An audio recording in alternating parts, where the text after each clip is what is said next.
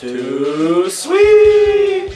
Hi, welcome to JD Sports. I'm Jared Hood. That's the way you can follow our personal Twitters at the show's Twitter page, which is @_JD Sports. Thank you for watching on YouTube. If you are, if you would like to listen on SoundCloud, how do people do that? SoundCloud.com/JD Sports Show. Okay, so thank you, Dwight. Absolutely. That's the best way to do it. Yeah, and I feel like the SoundCloud is definitely the best way to do it. The last couple of weeks that it's been up there, that's how I personally listen to it, and I liked it a whole lot. Absolutely. How was your weekend, man? It was good. It was great. Kicked it with you. I was going to say Saturday we had a really good time. I had a great time. Yeah, we had a great time Saturday.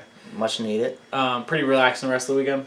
Oh, yeah. Sunday, I went to Hershey Park. Nice.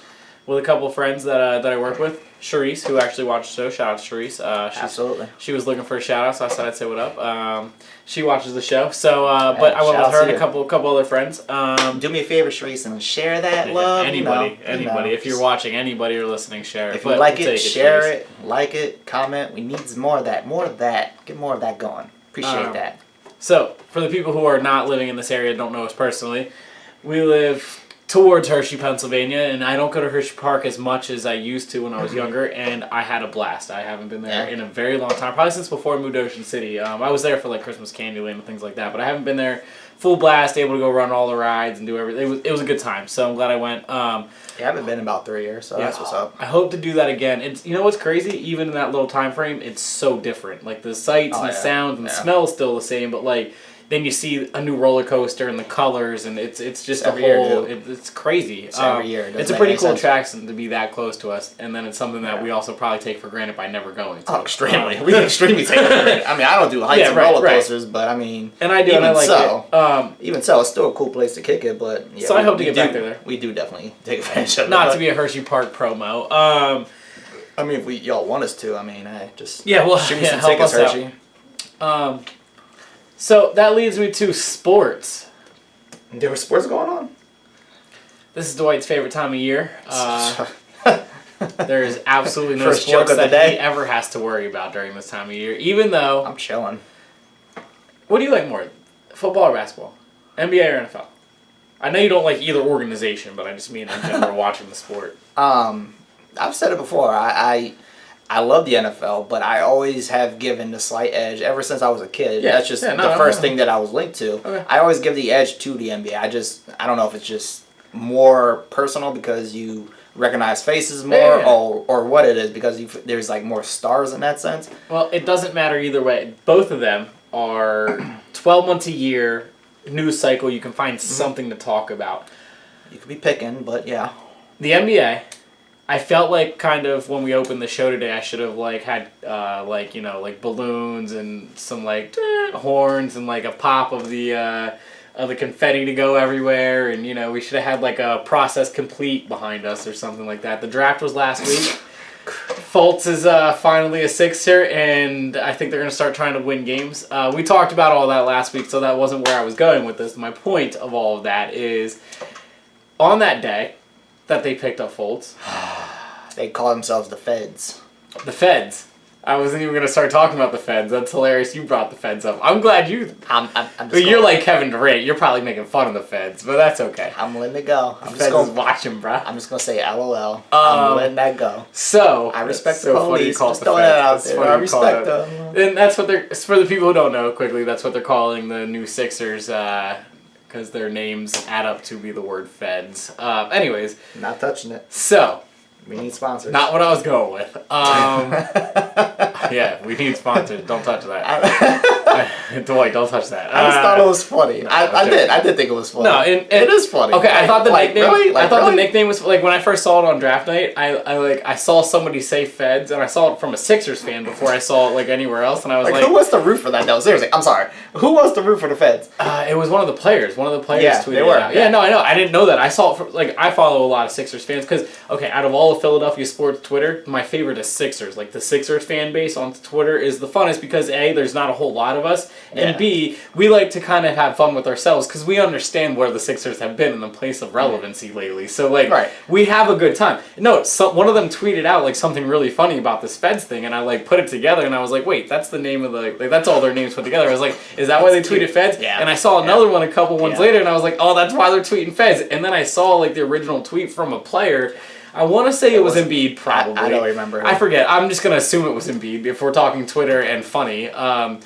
I'm just going to throw this out there real quick before somebody jumps on you or me. I don't have anything against the police. No, we weren't going there. I'm just saying it's funny because when I said who roots for the feds, I'm saying when's the last time a cop threw his lights on and you were like, yay. No, I get it. No. That's why I'm like, that's funny to me because as an anti-Philly person, when you say the feds, it makes it even better. It's ironic. Just I was calm down. go Before people get in their feelings, calm down. It's funny. I was going to go with... it's funny. The Kevin Durant comment was kind of like a little funny too. He said that he's like, it's funny. I think it's funny that they have a nickname and have never played a game together or something like that. Like it's kind of like the quote thing where it's like trust the process. And now what's the new one? There's a new one apparently. Oh, I don't know the new one. I'm still on Show You Love back when they were making actual basketball runs and playoffs. I saw on our favorite network ESPN before the draft happened. I think it was Sal Paolantonio. The only thing I saw was trust the process. They're apparently within the organization. I don't know if it's actually become official yet, but they went into the actual Sixers offices and they actually had it plastic. Oh, they have a new saying? That's cool. It wasn't trust the process. It was like... Well, trust the process was a Sam Hinkie thing, so I knew they were going to move away from that. I knew they were going to move away from that. It wasn't like we're here, but it was around that concept, and I was like... type thing. Yeah, like, come on. That's funny, too. Anyway, anytime I can LOL at the Sixers, I'm just going to. So that's my LOL moment. It was... It's adorable. I thought it was funny when I saw it on Twitter. I'll be honest with you. I'm not like... It's not something I'm going to start calling him by. I think it's cool. And I'll probably jokingly tweet it a couple times, but Feds are coming for you. I'm not really... There's so many jokes you can go with. See... It's weird. I don't like that they're changing the name. I figured they would change Trust the Process because that was the Sam Hinkie idea. The last thing I wanted to say, not to derail our show too much, I think it's kind of funny that the NBA, who is, before I go into this, people will be like, no, ESPN made that up. The NBA gets to basically, whatever advertisement gets put out on ESPN or TNT that has to do with the NBA, with the draft, games, all that, it's all help marketed by the NBA. Right. They were literally marketing the words "trust the process," though the NBA was so against the process and the idea of trust the process that they've had the Sixers fire a guy, and now they're trying to make money. They have T-shirts literally with the NBA logo on it that say "trust the process," and I'm like, well, NBA, you don't like the process. Like, I thought the NBA was against the process. I thought they were trying to distance. So I thought it was a little funny that now when the Sixers are able to market well and you're able to actually make a couple dollars off of them, not much more, but they're finally on the rise in some way, shape, or form, at least in the foreseeable future, that fans and people who don't like them or whatever can kind of get behind or wasn't a fan of it. Now you're going to market trust the process. I thought it was kind of funny when the NBA was the biggest advocate against the process and Sam Hinkie. That's kind of but that's talking out both sides of your ass right there. And you and I like to always point those small things out because we like to laugh at these organizations such as the NBA, the NFL, the MLB, and the NHL. That's a joke, but it's all about money, so you know. Right. So, and I thought it is a joke. Yeah, it is funny. Back to the original point of me bringing up draft day and all that stuff. There was something way bigger that happened on draft day than anybody actually getting drafted. Jimmy Butler got traded to the Milwaukee Bucks, to the Minnesota Timberwolves. The Bucks wish they had that. Yeah, the Bucks do wish they had that. To the Minnesota Timberwolves. Look, I look at it as Andrew Wiggins, Karl-Anthony Towns, and Jimmy Butler with Thibodeau. That's a pretty good start. I'm not saying they're going to go to the West and they're going to even be a top 4 team. I don't think they're going to beat Houston, San Antonio, or Golden State because of this one move. I do think that it makes them right there under them, though. And for a team that we joke about the Sixers, I'm a Sixers fan, but we joke about the Sixers and their lack of success. But overall, to be honest with you, even the Sixers have had more success throughout the entire start to finish of their franchise than the Minnesota Timberwolves. Like, the Timberwolves, outside of the Garnett years, don't have a whole lot to look forward to or happy with. And Rubio as the other piece, they kind of... Right, and he was supposed to be the next guy, but now he's just a piece to that puzzle. I'll come back to that point. Yeah, I hear you there. But my point is like, some real excitement. And yes, the sounding like the 5th best team in the West, which makes you probably, the 6th, 7th best team in the entire league overall. At least. Like, yes, that... While... I am championship or bust, and while you're a Lakers fan, so it's either championship or you guys better be building toward a championship, or Celtics fans who have, kind of time to wait. it's a big thing for the Minnesota Timberwolves fans that they did do this and that they are. Yeah. Even though you and I agree it's probably not making a real effort at beating Golden State, it looks to the fan base that you're making a real effort to beat Golden State. And that's more what you want from a fan base. That's the next best thing to actually winning. Yeah, I feel you. I actually have 3 things immediately came to mind as it went down. From the Minnesota perspective, number 1, I'm cool with it. I think it does make your team better. It does. They're talking about the whole getting rid of Ricky Rubio thing, so maybe they'll get pieces for him. Right, so maybe they'll get a piece or 2 that you can add to that. I don't hate on the idea of getting a Jimmy Butler from their perspective. No. I'm cool with that.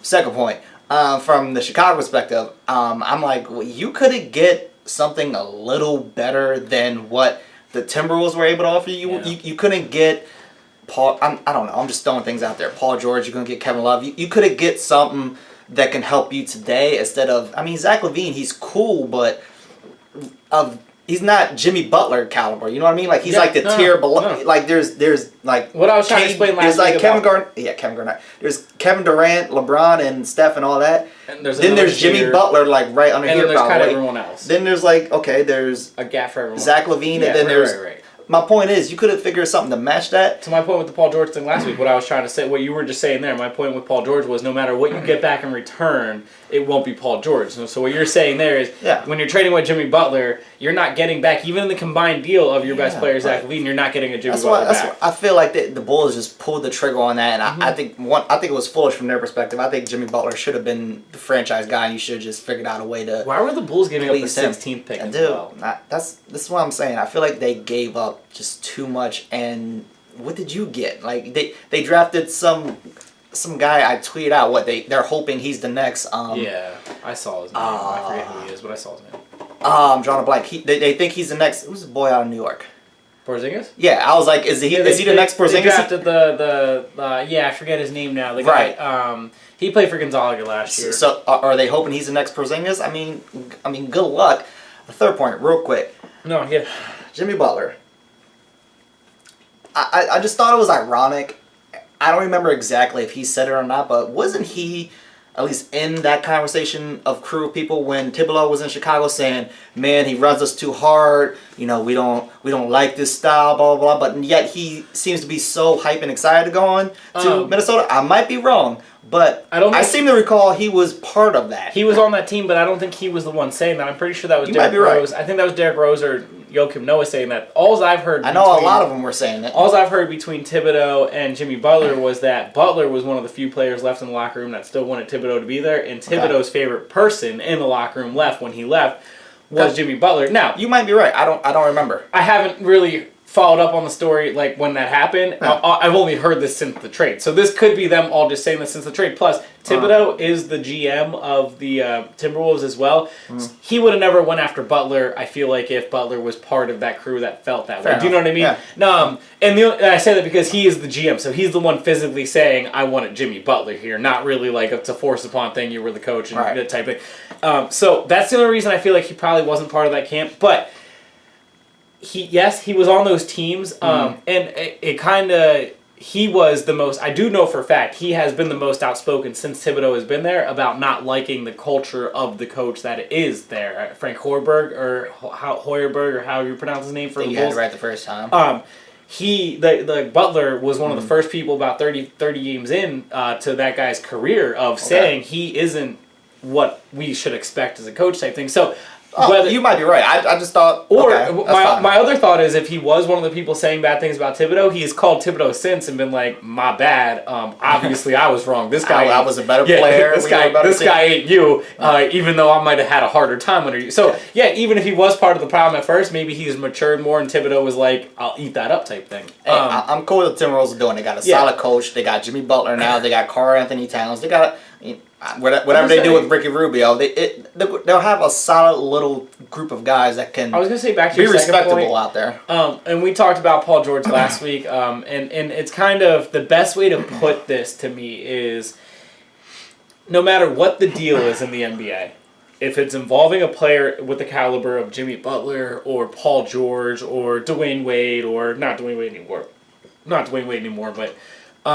One of those top echelon players, franchise-based players, you're never gonna win the trade if you're the one trading them away. Do you know what I mean? Like, I look, even in the public's eye, no matter what, if you get 10 picks, and those 10 picks, unless you end up winning 5 championships within the 7 years afterwards, the rule of thumb to me, and this is just looking at trades from when the salary cap started till now, which is like right at the end of the 80s.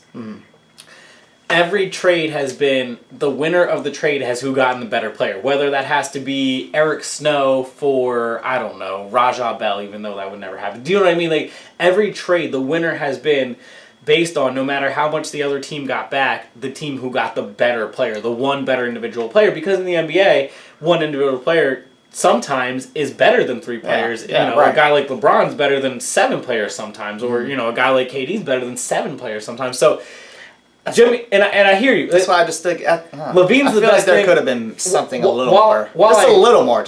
And while I don't disagree, LaVine, getting him back and then getting stuff around him. I like LaVine. So do I. But getting stuff around him, then it's what do you get around him? Is that the worth it part? Because obviously, if you can get a guy like Zach LaVine in return, because I started to think about it. They're banking on that draft pick, dude. Right, and I agree with that. But I was thinking about outside of like getting a Kevin Love or a Cousins from New Orleans, or Paul George back. Really, around the NBA, other than a Zach LaVine or somebody on his tier, what do you get back around as your centerpiece of you getting a deal back that you can justify trading Jimmy Butler for? I agree. Don't know. 2 things. One, they weren't in a rush. They didn't have to rush the deal, and I felt like they rushed the deal just to get involved with this draft for that player. And 2, I mentioned how Thibodeau is the GM and the coach. We've seen with Doc Rivers and other coaches who are GMs, they think more like coaches than GMs. They're more worried about the things that are going to happen on the floor than they are about the rest of the schematics. When you're talking to a guy like Thibodeau, I feel like Thibodeau would have been like, oh, whatever, we don't need the draft pick. Or, yeah, we'll take the draft pick. Thibodeau was so concerned, I assume, with getting Butler that you could have played him a little more in that deal than you did when he ends up getting a pick and Jimmy Butler.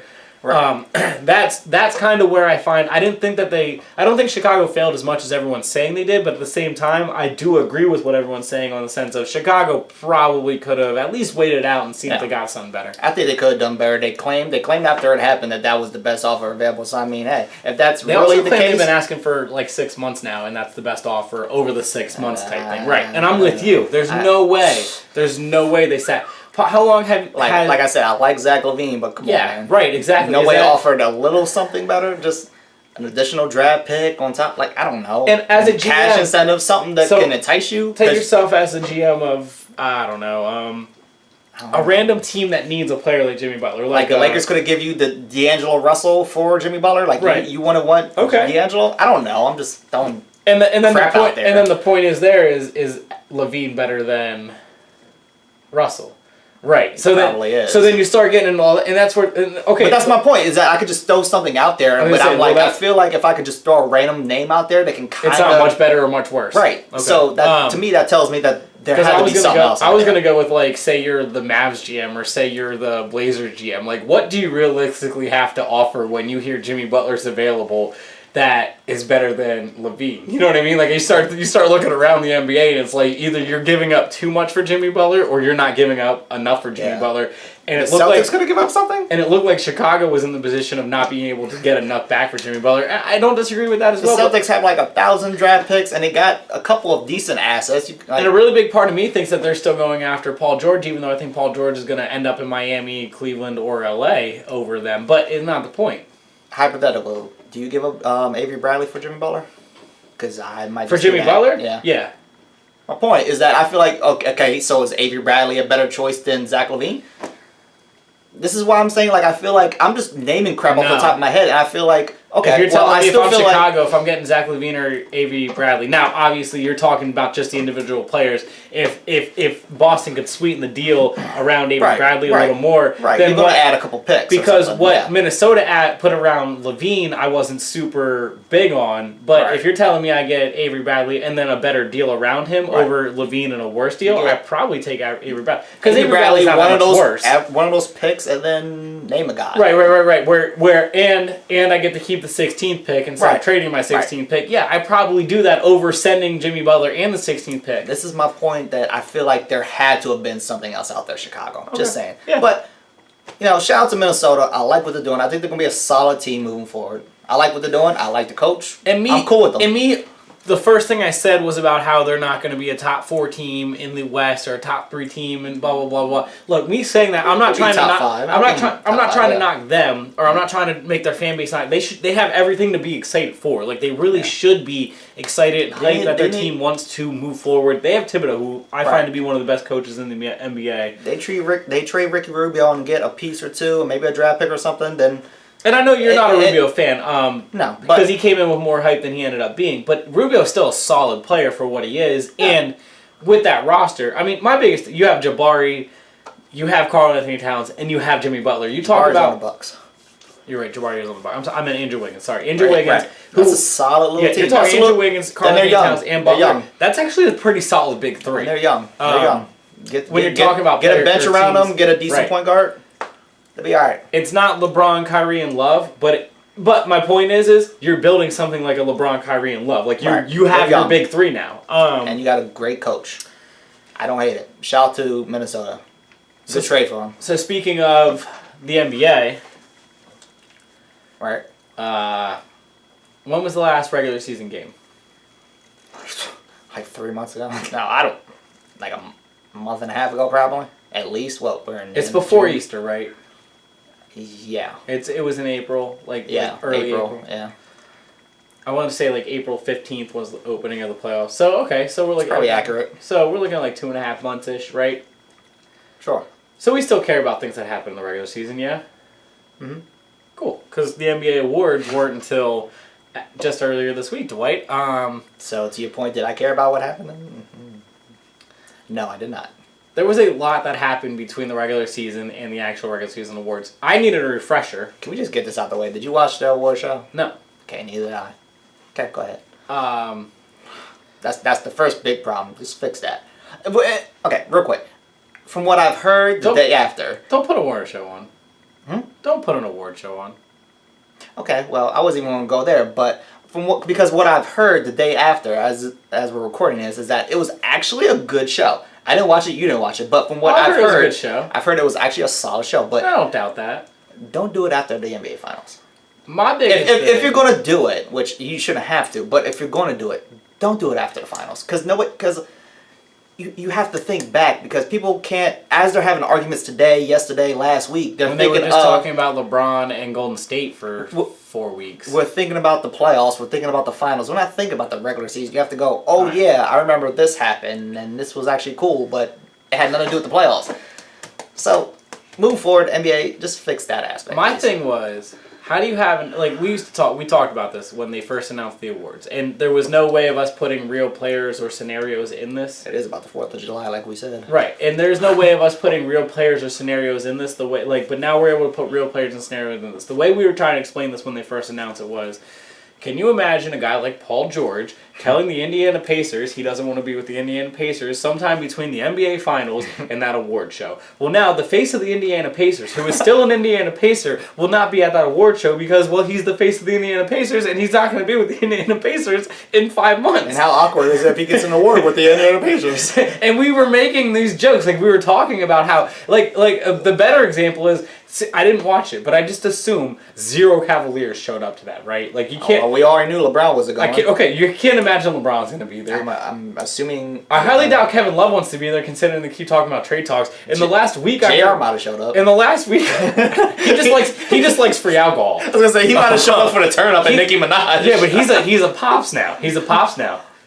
So even though he's shirtless drunk at home. Apparently, not the award show. There's people. I think it's what is it, France or some type of fashion thing going on or something. I heard a couple people were out there, so maybe they all went out there. Could you imagine, like Kevin Love, who's in the middle of every trade rumor, he's not going to show up. He might be there, actually. He might be there, actually, trying to talk to some heads. Yo, you think I can get on your squad? They were talking about how Kyrie has notified the organization that if LeBron leaves at the end of next year, that he doesn't want to be a Cavalier anymore. So your big three biggest faces of the NBA, of the Cavaliers, I mean. Does James Jones show up? Right. And so that was Richard Jefferson goes out to support his podcast. Listen to me on SoundCloud. Yeah, whenever he's on iTunes. I'm pretty sure he had that checkup that like every 60-plus-year-old man has to go get. So we're running out of names here. Kyle Korver, did he go? You know what? Kyle Korver probably showed up to represent the Cavs. Kyle Korver and J.R. Smith win. Kyle Korver and then Tyronn Lowe.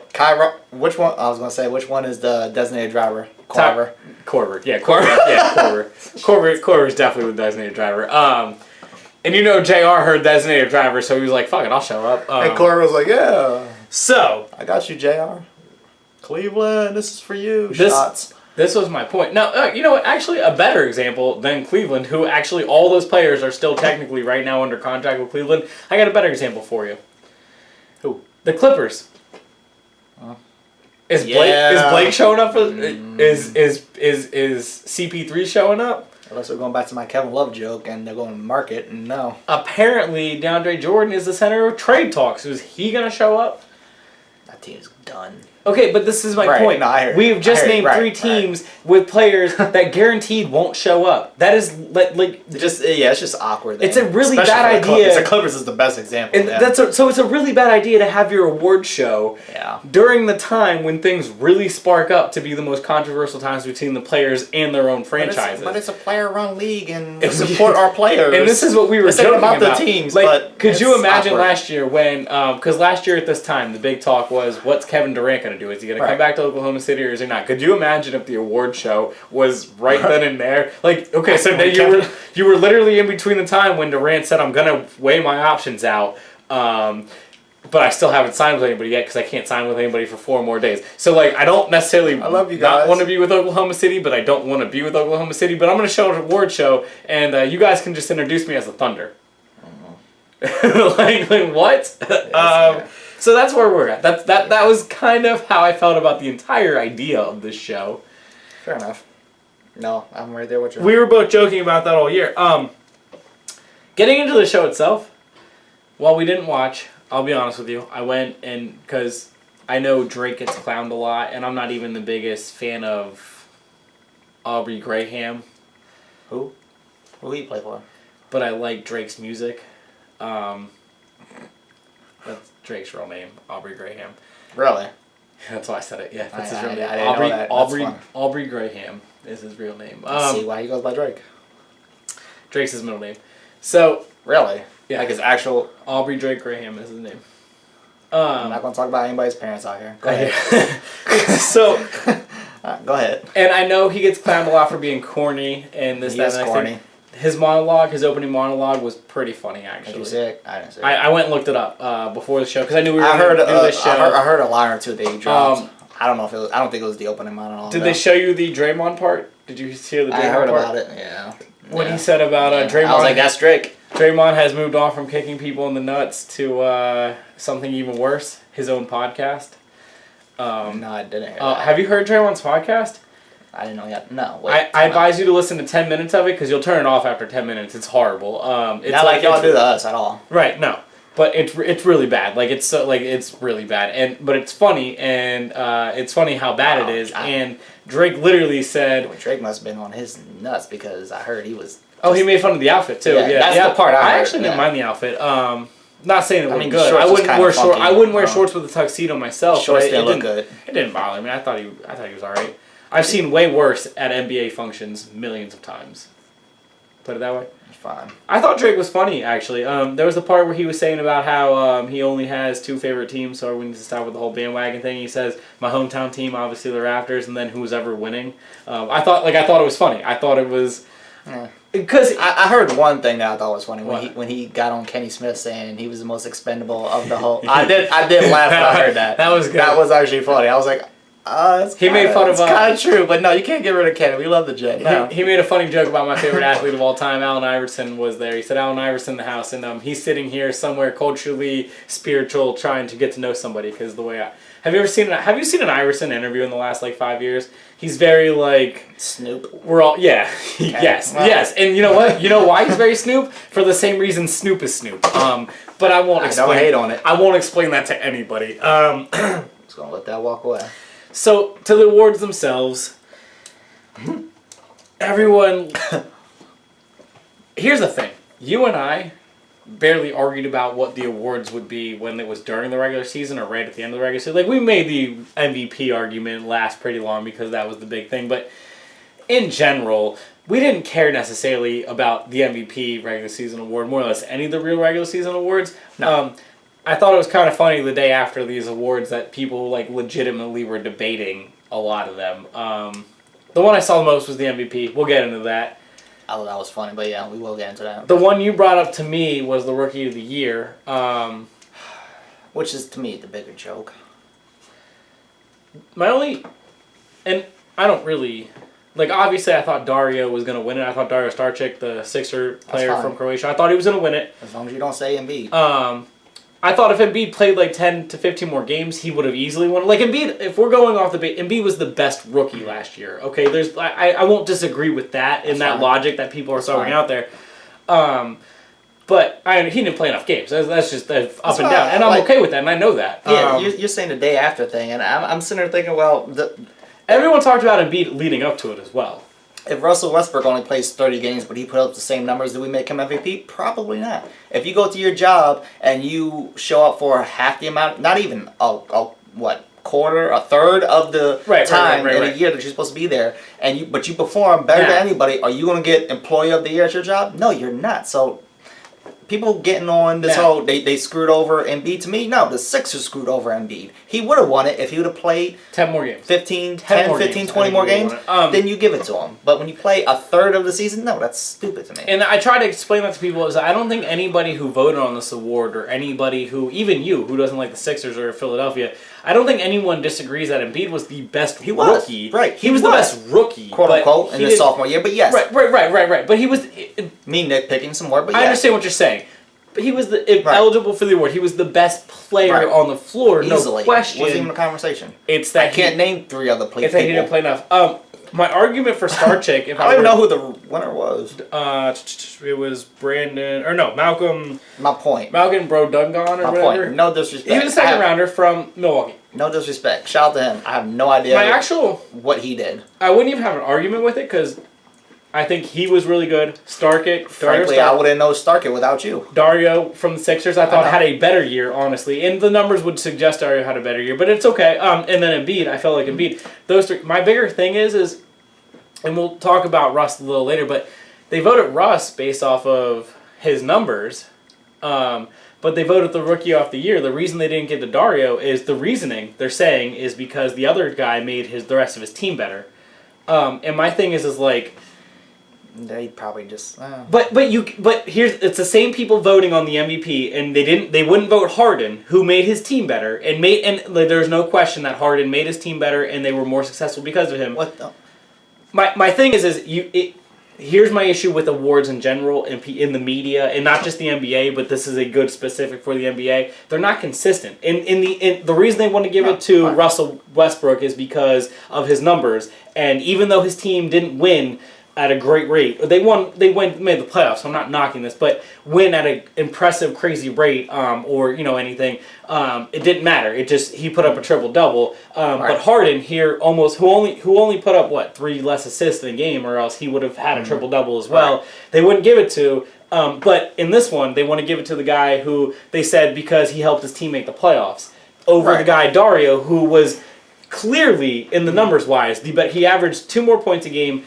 2 more assists a game and 1 less rebound a game. Or I think it was 2 more rebounds and 1 less assist a game than the other guy. Like, he had better numbers in less minutes. Well, look, I don't even care. Look, the other guy made his team better. If you're going to go off of the Rookie of the Year and you want to make it the most valuable Rookie of the Year, then he was probably more valuable than Dario, considering his team made the playoffs, and without him, they probably don't make the playoffs. I'm not against that. But then if you want to go most valuable for actual MVP, you can't tell me that Westbrook's the MVP over Harden if the reason you're telling me the Rookie of the Year is this other guy over Starczyk. Do you know what I mean?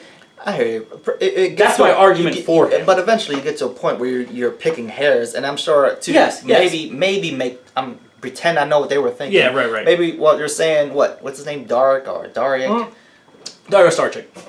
Maybe they're saying, okay, does he make everybody better, or does Embiid make everybody better? So maybe in that sense, they're like, okay, no, clearly, and he wasn't the best rookie on his own team. I don't disagree. That might be the reason where we're like, okay, well then we're not gonna give it to Embiid because he hasn't played enough. Right. And clearly, then Starczyk he makes everybody even better. as good as Embiid. Right. So then maybe You pull my hair at that point. And you gotta pick somebody. Also, Dario is 23 or 24 years old. Won an MVP in the European League last year and made it to the finals twice and won the finals the second year in the European League. Just a month and a half before he came with the Sixers last year, where this other guy is only like 19, 20 years old, and he did this. So I'm not like, and that might be more impressive. That might have something to do with it. And I'm for the Bucks. Yeah, Malcolm Brogram, I think his name is. He has a second round pick name. Brogram, I think, or Brogram or something. Malcolm's his first name, but he was like a second round pick. But. And as a Sixers fan, I'm not even super enraged. Like, I would have liked to see Dario win it. I would have been happy to see Embiid win it, even though I didn't think he deserved it even over Dario. But I would have liked to obviously see a Sixer win it. I wasn't against what they did. I was just more on the side of, if you're going to tell me it's one thing in this award, and then you're going to give the Rookie of the Year award, who's supposed to be voted on the same criteria as the MVP just for rookies, you can't change up for more consistency. But there's some things where you're not going to be able to measure. They never will be, and I understand that. You're not going to be able to measure everything. They're not going to look at it like how you're looking at it. And I agree. And they're just not. It's also not something that necessarily like I was super fired. Really I was just trying to make the logic and argument of like I didn't understand it. The one thing I didn't like involved with this whole Rookie of the Year award thing, and it's because I am a Sixers fan, or else I honestly probably wouldn't even notice or care. The Bucks decided to take a shot at the entire Sixers fan base. The second that he was announced the winner, they tweeted, I forget exactly what they tweeted, but it was a little shot at the fan base of the Sixers about how, like, because we all just kind of thought that it was either going to be Dario or Embiid. And I'll be honest with you, I didn't watch it. I thought going into the show, well, either Dario or Embiid most likely is going to win it. I knew Malcolm Brogram was up for it. And I knew he had a really good season. I just, based off the numbers, he wasn't as good as Dario, and Embiid was the actual better than both of them. So I was like, all right. The Bucks took a shot. They took a shot at the Sixers fan base, but apparently, and I haven't like actually digged into it, but apparently the Sixers fan base has like dug back in on them pretty hard. My bigger thing is, why are the Bucks concerned about the Sixers fan base? Like, what are they worried about? What the Sixers fan base? And this is the age we live in, bro. Because we take shots at social media. Because right, I hear you. My real thought is that if Dario would have won, none of the Sixers fan base would have been taking shots at the Bucks. So it's kind of like, what are y'all mad about? Like, it's the same reason the Wendy's account on Twitter just attacks McDonald's and Burger King and all of them for no reason. But I kind of think the Wendy's account on Twitter is funny. Well, maybe the Bucks were just trying to. They were funny for their fans. Right, I hear you. It's not. And again, I wouldn't care if I was a fan base. If I was an Orlando Magic fan, I wouldn't. Basically, what I'm saying. I wouldn't even know this happened. I just kind of I was like, what are y'all doing? That's funny. I kind of want to know what's up. We'll look it up. I'll show you. So 6th man of the year. Do you have any argument with Eric Gordon from the Houston Rockets winning it? No, I don't really care. I figured you wouldn't. The Lou Williams Award or the Jamal Crawford Award, I should say. One award I thought was pretty cool, and this is one of the times in the NBA not lucked out, but this is just kind of how it goes. Their Teammate of the Year award. How was that? It's named blah blah blah blah blah Teammate of the Year. So you're the best teammate to your teammates that year, man. Okay. This year they lucked out. First ever year. I'm assuming this is the first annual award. I don't know if they ever given this out before. I just saw it with all the things. This year they gave it out to a guy who literally just opted out of his contract to take a lot less money to stay with his team. They gave it to Dirk. So I thought it was funny that they gave the Teammate of the Year award to a player who was trying to also still be the Teammate of the Year. I think it's just a way to get a legend like Dirk on the stage because they couldn't get a guy like LeBron James or Kevin Durant or Steph Curry or Kobe Bryant to show up. So honestly, Kobe gets it. Honestly though, the biggest names in that room yesterday, Bill Russell, Iverson, and Dirk. I don't know who else attended, but I can't imagine 3 bigger names outside of Jordan. And Jordan didn't go. No. But my point is those 3 were there. Those, to me, are probably the 3 biggest names that attended the entire thing, right? So, of course, you have to figure out a way to give Dirk an award, I would assume, knowing he's going to show up. Sure. Had to be the best part of that. I didn't even know this award existed. Sure. Cool. Shout out to Dirk, I guess. The Freak won the Most Improved Player of the Year award, which I thought was ridiculous, considering he, at 19... This is his second year? At 19... From 19 to 20, you're just looking at what he did at 19 from the time he was 19 to 20. Imagine from the time that he's 20 to 24. Whoa! Yeah. He's going to be a monster! He's going to get MVP and Most Improved? I do remember. I do remember when I do remember when TNT announced the for that award. I remember saying it's hands down because he did improve quite a bit. But yeah, to your point, it's only going to keep happening. So it's kind of funny. He was 19 last year. Of course, he improved when he was 20. It's only going to keep happening. He's about to be the face of the league. Quote it. I still think Anthony Davis actually. Whatever. I really do. Then it's LeBron versus KD. Whatever. They're going to be the faces of the league. I'm cool with that. Oh, last award I didn't think of. Well, there's a couple more awards I didn't think of, but your boy, your favorite coach won Coach of the Year. Yippee. D'Antoni. I won't argue it. He did all right. No, it was good. It was a good year for Houston. Like I said, you gotta take away the playoff situation and the finals, and remember. Oh wait, they actually did kind of overachieve a little bit. I don't hate it. I'm not gonna argue it as much as I hate D'Antoni. They were just in the Western Conference Finals 2 years ago. Like, did they really overachieve by finishing? Yeah. Do you know what I mean? I try to explain. Like, I keep trying to. I don't understand why people are so shocked that Houston's this good. They were in the Western Finals 2 years ago with half the roster and not as good of a coach. Probably the argument. You don't have Dwight Howard out here, and you was Stu balling when Dwight Howard's supposed to be the second coming or something great. And you actually did better when he left. You made the Western Conference that's Finals. That's probably the argument. You didn't do well, and then he left, and now you're back to being just out of the Western Conference Finals. Because if it wasn't for the Spurs, you would have been in the Western Conference Finals. I don't hate it. Whatever. Fine. Give D'Antoni a bone. Whatever. That's fine. Some of these awards I just don't. Finishing fourth in Defensive Player of the Year was Robert Covington of the Sixers, which I thought was pretty cool. He had a great year defensively. So I agree with that. I think he honestly could have been third, but I'll take fourth. Was Kawhi number 1 or 2? No, Draymond was number 1. Who finished 2? Was Kawhi number 2? No, Kawhi didn't finish in the top 5. Who was number 2? But he was first defensive team. He wasn't in the top 5, but he was in the first defensive team. I didn't understand the. Somebody explain this shit to me. It's all based off of names. The first and second team all NBA, the first and second team offense, the first and second team defense. It's all based off of names. They're not actually who the best players are at those positions. It's just who's the most popular player at those positions. It's like the All-Star game. Fine. Whatever makes you feel better. Well, Kawhi was in the regular season not as good defensively this year as this was his worst defensive year in the regular season. So you by far. Okay. Is there any other awards I have tonight? Oh, the MVP. Oh. Again, it's not something I'm... You don't want to make a hard argument for Harden? No, because we've already I've been saying, to me, the obvious was Westbrook. But again, you said the day after thing. I do think it's funny that people kind of moonwalked off of the James Harden thing. They're like, yeah. Crazy. Most people are saying, do you feel any type of way? And most people are like, no, Crazy, I don't. Right? I actually Remember how big those arguments And were? apparently, I didn't see the actual vote numbers, but what I keep hearing is that it wasn't really close at all. So no, it wasn't. What is this fabricated BS about how it's so close and it's so hard to determine, but yet it's so close and it's so we need to change the way the MVP. All this nonsense that I've been saying is nonsense.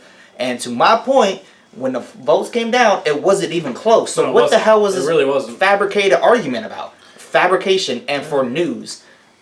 I'm just saying. Like, I'm not saying Harden wasn't the second best and should have been number 2 to that. But when it's not even close in the voting, then what the hell has this argument been for the past 3 or 4 months? Like, I'm just saying. Like, no, I don't disagree. Dude, are these? Is the media really? And we're not the media, but is the media out here really trying to just stir something up, have a story, have a conversation? Because when I hear that it wasn't even close, to me that's what the hell it is. And then the day after, I'm hearing people saying, I don't have anything to argue about. Yeah, what? No. But leading up to it, up until last Friday when I was listening, people were saying everyone had big arguments. Well, not even just leading up to last Friday. Right. The whole entire regular season up until right before the postseason tipped off. The last 4 shows that we did, the last month worth of shows that you and I did, every single week we talked about the MVP race, and it wasn't Harden, wasn't Westbrook. You know, we threw Kawhi and LeBron in there as well, type thing. But the only person that I heard that was still arguing a little bit was Rachel Nichols. I didn't hear Kobe come out. Kobe saying their award should have been split. I didn't hear Kobe come out. Shout out to Kobe. I love Kobe, but my point is nobody came out and had a problem with it the day after. No. So that tells me there wasn't a really freaking argument going on. And it was all fabricated. And as we put up the whole time, it's not based off of necessarily the metrics that always matter. You know what I mean? Like, he got a triple-double, and that was the end of it. It does, but... It does, but it doesn't. Like, the best way to put it is... Use the eye test. Neither Kawhi or LeBron should have beaten Westbrook, right? But it went Westbrook, Harden, Kawhi, LeBron, right? Well, per 100 possessions, Kawhi had only made the Spurs better by like 2.6 points per every 100 possessions, right? LeBron was like 16.7 per every 100 possessions. No, my point is, but if you did the eye test, Kawhi ends up ahead of LeBron, right? Sometimes sometimes the metric stats or like those things that, you know what I mean, where it's per every 1,000 thing, like the things that base down on the valuable or whatever don't always end up making up these awards.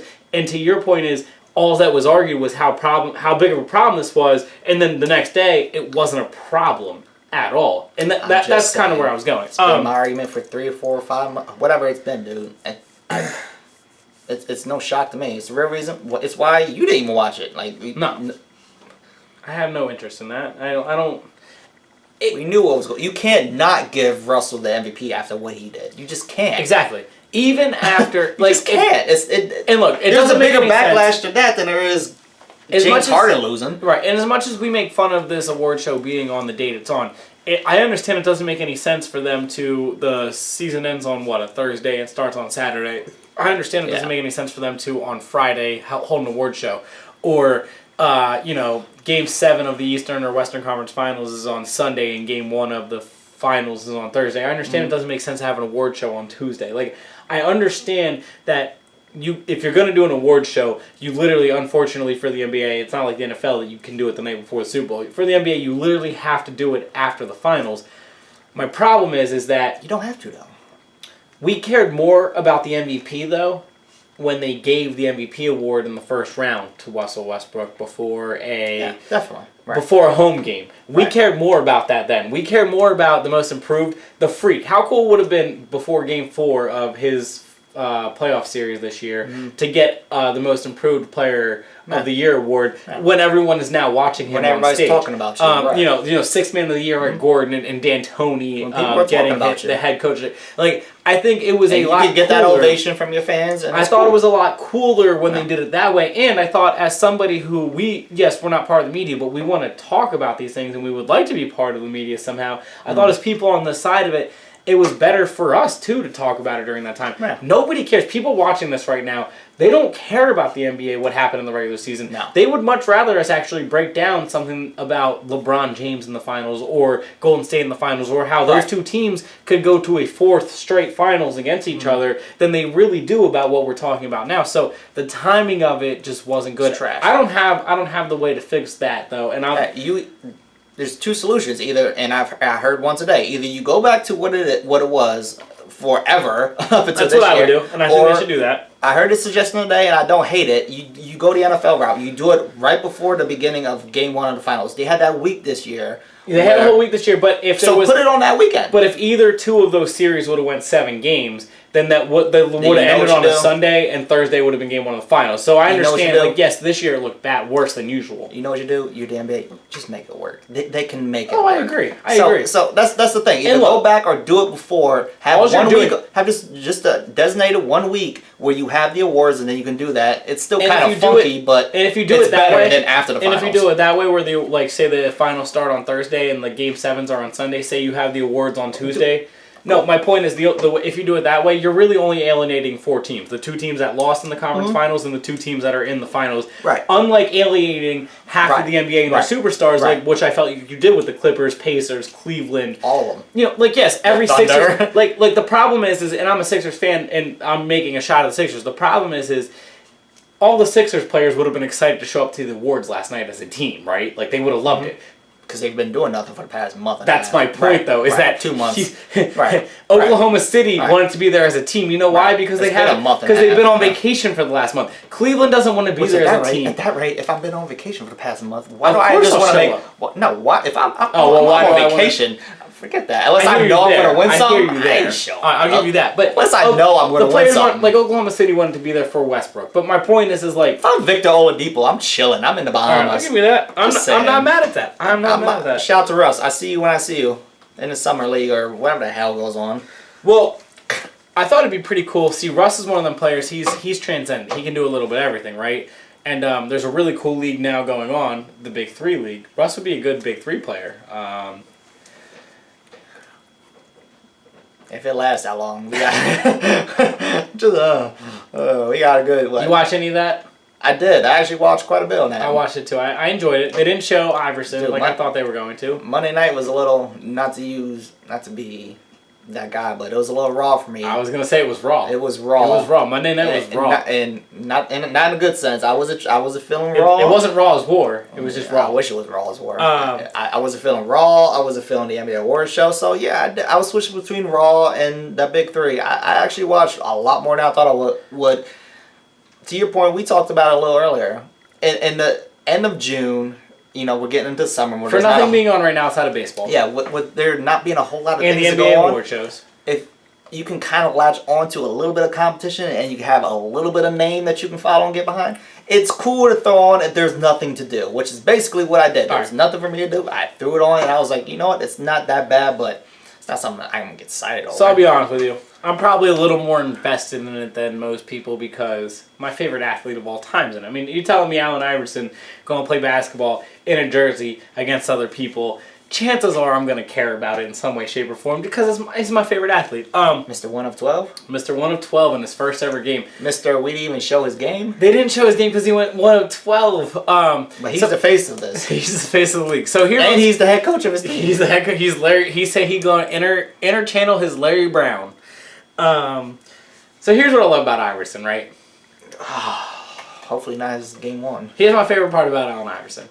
There were so many games that you would see him go 1 of 12, which he did in game 1 of the Big Three. Guess what? There was also so many games where you saw him go 12 of 14. Here's my problem. When I used to see him go 1 of 12 on Tuesday and then 12 of 14 on Thursday, he was like 27 years old. He's 43 now. So he might go 1 of 12 one night and then go 1 of 12 the next one as well. Oh, my bad.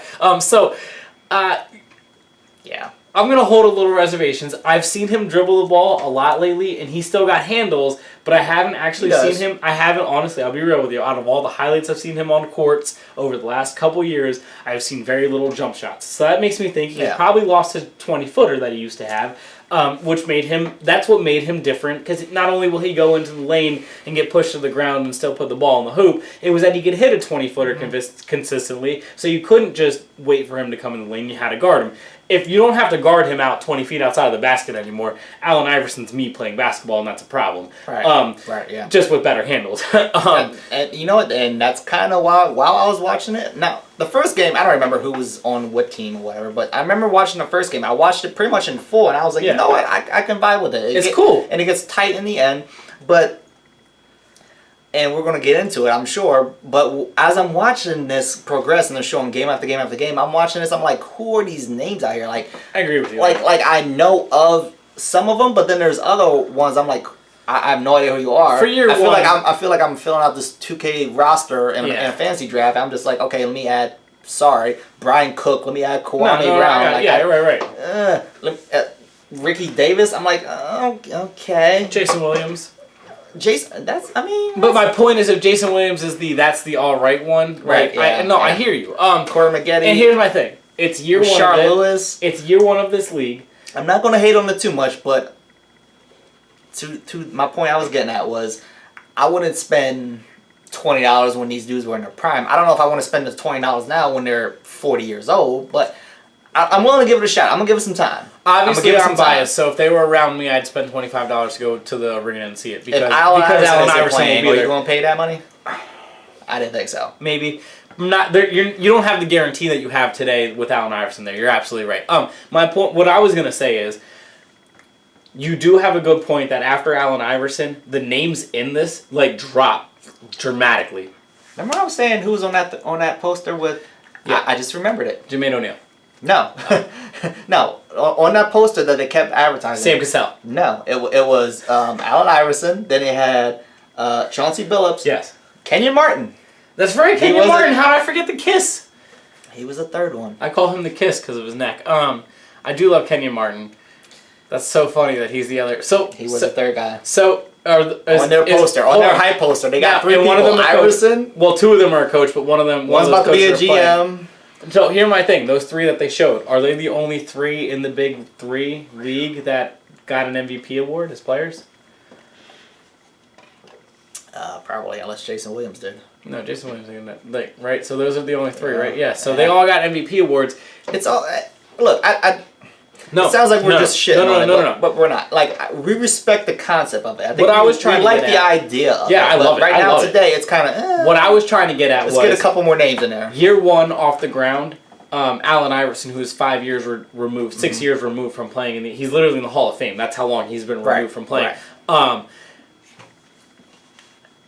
You're not going to get another name like him. Like, it wasn't like Kobe was going to start off. So here's, Thank you. So here's my thing. Because that's all I saw on Twitter was, let's throw Kobe out there. No. I'm biggest Lakers, Kobe Bryant. We love Kobe.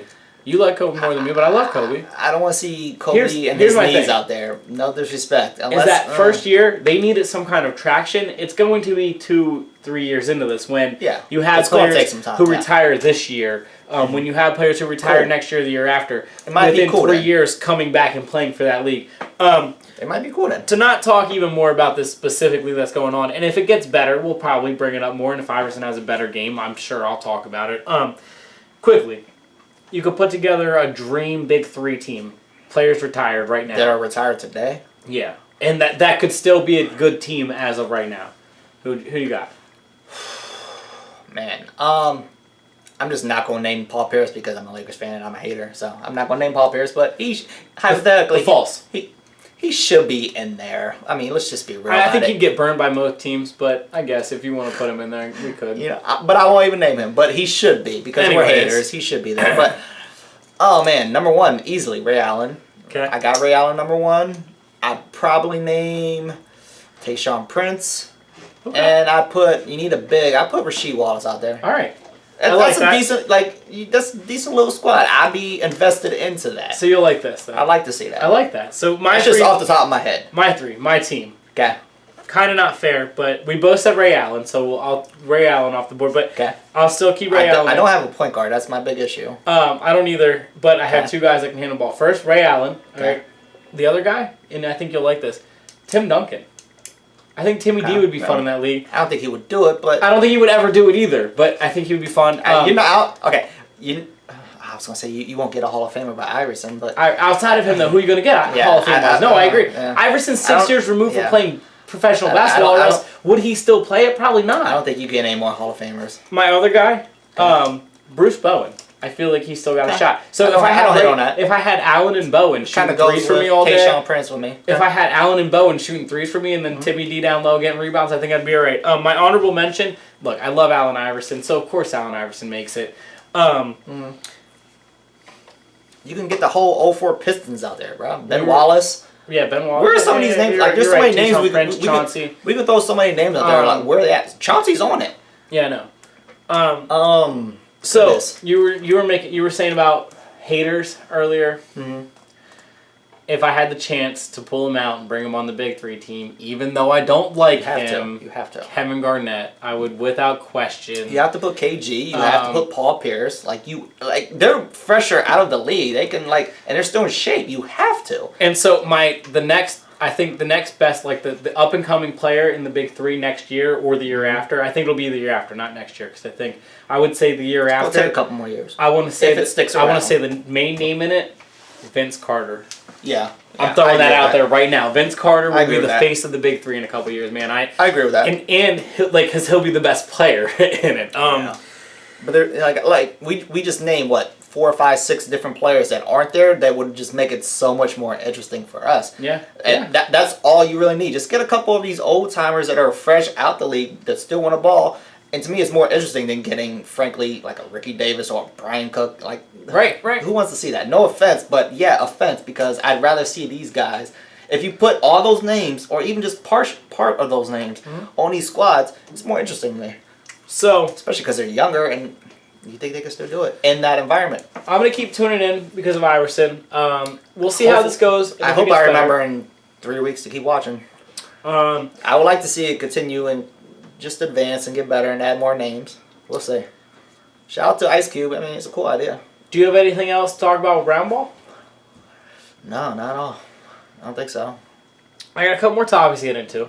Nothing about Lonzo Ball, thank God. Just gonna let that go. You don't want to quickly get into about the little... We can. On the Raw? Yeah. Let's get into it real fast. Well, I'm glad we didn't talk about, the Lakers drafting Lonzo, but, I like that the Lakers drafted Lonzo. I've been on Lonzo since January when he was with UCLA, and I was saying that I thought he was the best player in the draft because he makes everyone better. Ricky Rubio does too, and he averages 10 and 9, and we're looking to trade him. And I already knew you weren't a fan of Lonzo. I already knew that. It's not that I'm not a fan. I just feel like these rookies in general. We talked about this off the air a couple of days ago on Saturday when we were kicking it. The way that these rookies, Lonzo. Not even just Lonzo, but yeah, especially because Magic. I love you, but really, we want to see Alonzo Ball. See, my thing is I want to see my name up there too. But that, I was going to specifically go into Lonzo because, you're not wrong. The rookies in general, Fultz with the Sixers, it's ridiculous. Fox. Put them all in a Hall of Fame, apparently. Right. Okay. And I don't disagree that they're all being put up on this platter. It's the greatest draft of all time, apparently. Right. They're trying to compare this to the '96 draft that had Allen Iverson, Kobe Bryant, and Vince Carter in it. That's obnoxious to me. I don't disagree. I don't disagree with you. They're three Hall of Famers. They are three of my favorite players. And Tracy McGrady wasn't even in that draft. You're talking about four of the... And Ray Allen was in that draft. You're talking about 5 Hall of Famers within the top 10 picks. Apparently, this draft class is right there, bro. They keep saying that, and I hear you on that. My bigger thing was to specifically go with Lonzo and not to go in on Magic because I like Magic. I do too, but that was bullshit, Magic. For him to say that he feels like he's watching himself or Pistol Pete or... Then go get Ricky Rubio. Right. It's the same damn thing. For him to say, I already envision a number 2 Ball jersey up there with mine, that kind of stuff. Do you think it is? Do you think, because he specifically was saying this about Lonzo, do you think that is more Lonzo's ego was stroked by his father from the time that he could walk? But Lonzo is not somebody who will sit there and blatantly tell you himself that he is. He all butts. But he doesn't. I hear you, he all butts, but he doesn't. He does make sly comments. He makes sly comments, but he ain't the one saying... He's not as big as his dad. My point is do you think they feel is it hype or his talent? Do they... I think it's talent, but I'm saying, do you think they have to... That Magic feels like he has to kind of... No. Spit shine the car a little bit, wax it up a little extra... Get that extra glisten because Lonzo likes that glisten. Lonzo likes when people are looking at him. Lonzo plays better when people are staring at him. No, I don't like that. I feel like because Ingram's the better scorer. Look, I'll be honest with you. While I think Lonzo Ball is the better player, as of today, right now, on the Lakers, we're not talking about LeBron James and Paul George. I'm talking about the Lakers roster right now. Brandon Ingram is he's the better player. He gonna score way more points, and Lonzo gonna make everyone better. Lonzo's the better passer. Lonzo can rebound more, and he can shoot probably 5-10 points less a game, and that's only it. So it's not that much.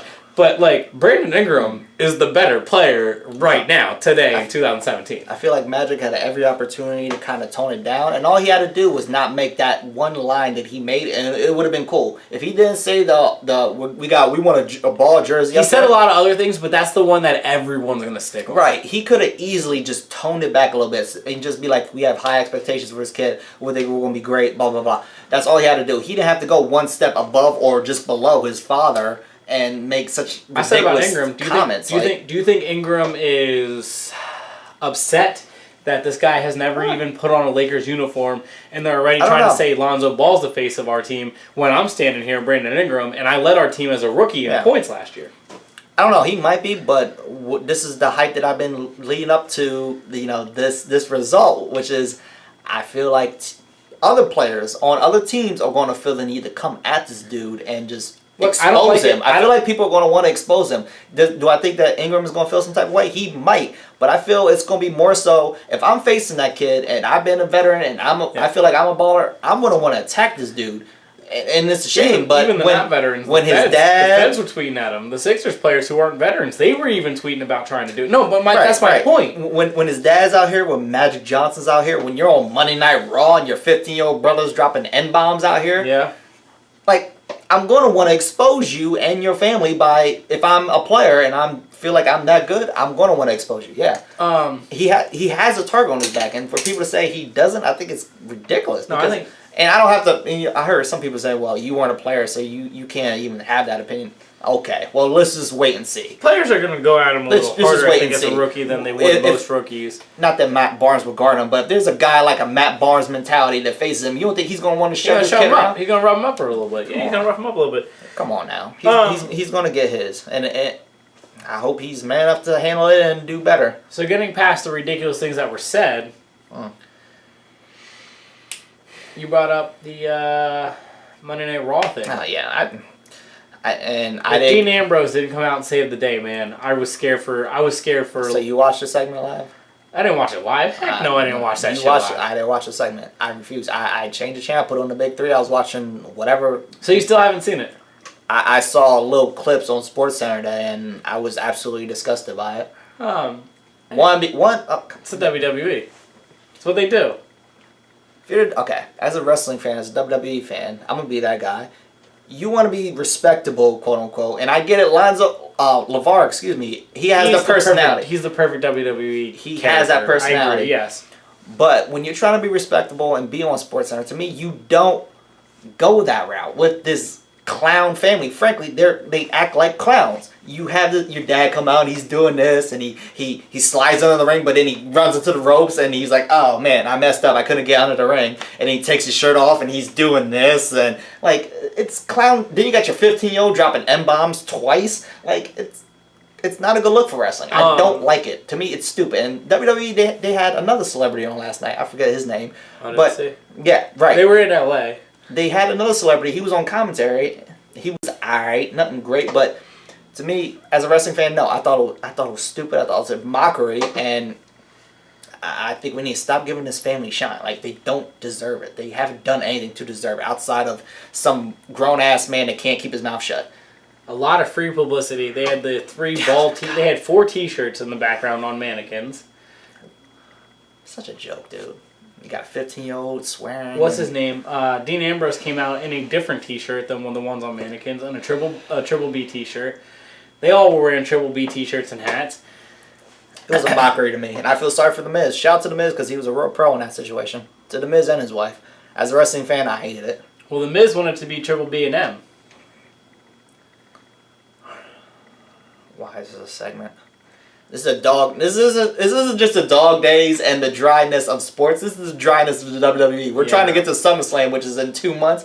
It's dry out here in these wrestling streets too. That's why we got Lonzo Ball out here and his whole family out here swearing and having T-shirts, and his dad doing like some 1900 shit. So doing this to get off of, I don't like it. To get off of the actual events that happened and off of the Lakers drafting him and all that stuff. Can I just very fast? Please. Very fast. Please, it still has to do with the balls. Fuck's sake. No, just point something out. What? You saw the clip. You saw Lonzo laughing really hard, right? Yeah. And you saw his little brother laughing really hard, right? Mm-hmm. Can we end the reckless? And I want to use that. I'm not somebody who goes out on this kind of limb, but I want to use the reckless accusations of LeVar Ball is a bad father. Can we stop with that? His 2 kids were having the most fun. Yeah, they were. That I've seen on TV. Like, they were having genuine fun. They enjoyed it. Yeah. They were laughing. They were crying laughing at their dad last night on Raw.